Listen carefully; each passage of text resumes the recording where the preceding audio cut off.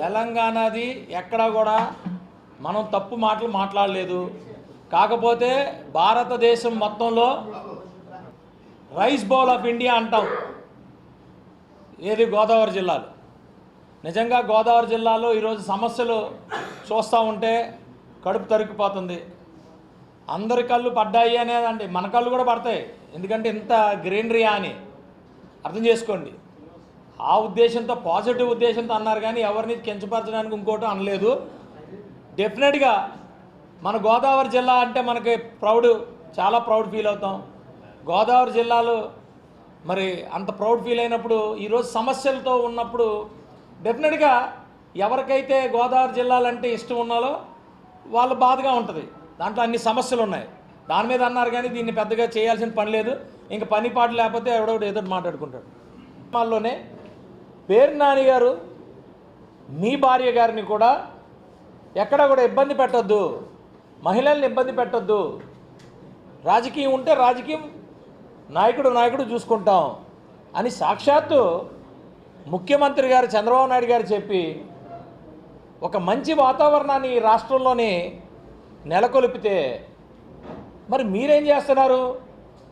పిల్లి శాపనార్థాల్లాగా శాపనార్థాలు పెడుతున్నారు.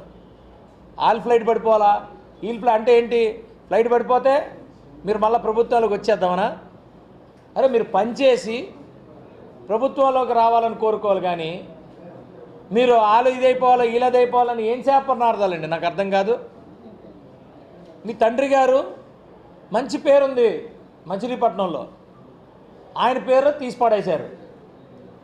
అక్కడ చాలామంది మాట్లాడుకుంటూ ఉంటారు, మీ కొడుకు నేను సరిగ్గా చూడక వేరే పంచలు చేరుతున్నారని. ఇవన్నీ చూసుకోండి ముందు, అంతేగాని మీరు శాపనార్థాలు పెట్టడం ఏంటి? ఇది పద్ధతి కాదు. మీరు మీ మనస్తత్వాన్ని మార్చుకోండి, మీ ఆలోచన విధానాన్ని మార్చుకోండి అని చెప్పి మేము చెప్తా ఉన్నాం. అందుకే కదా ఈరోజు 11 సీట్లకి మీరు పరిమితం అయ్యారు. మీ ఆలోచన విధానాలు కరెక్ట్గా లేకే కదా మీరు 11 సీట్లకి మీరు పరిమితం అయ్యారని చెప్పి మీరు తెలుసుకోకపోతే ఎలా? మాట్లాడితే మధ్యలో అంబటి రాంబాబు వస్తాడు, ఇలా ఇలా ఇలా ఎక్స్ప్లెయిన్ చేస్తుంటాడు. అయ్యా మీ ఎక్స్ప్లెనేషన్ అన్నీ అయిపోయినాయి. మీరు దయచేసి ఫాలో అవ్వండి. దయచేసి మాట్లాడేటప్పుడు జాగ్రత్తగా మాట్లాడండి, డిగ్నిఫైడ్గా మాట్లాడండి, డీసెన్సీతో మాట్లాడండి. అంతే తప్పితే ఎలా పడితే అలా మాట్లాడితే ఎలా? దయచేసి ఇవన్నీ మాట్లాడకండి.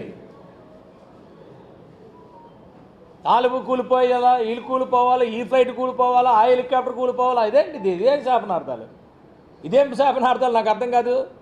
నిన్న రాజకీయ నాయకుడు అంటారా? ఒక మంత్రి చేశారు మీరు,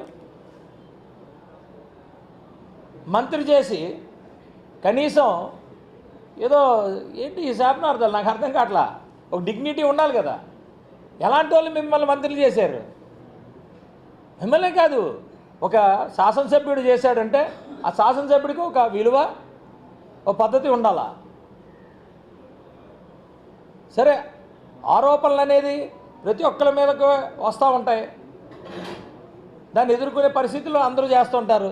కానీ మీరేంటండి డైరెక్ట్గా 5 సంవత్సరాలు కూడా ఇష్టానుసారంగా మాట్లాడుతూ కూర్చున్నారు. ఇప్పుడు కూడా అలాగే మాట్లాడుతున్నారు. అంటే మీరు ఏం నేర్చుకున్నారు? 2024 ఎన్నికల్లో ప్రజలు ఇచ్చిన తీర్పుతో మీరు ఏం నేర్చుకున్నారు?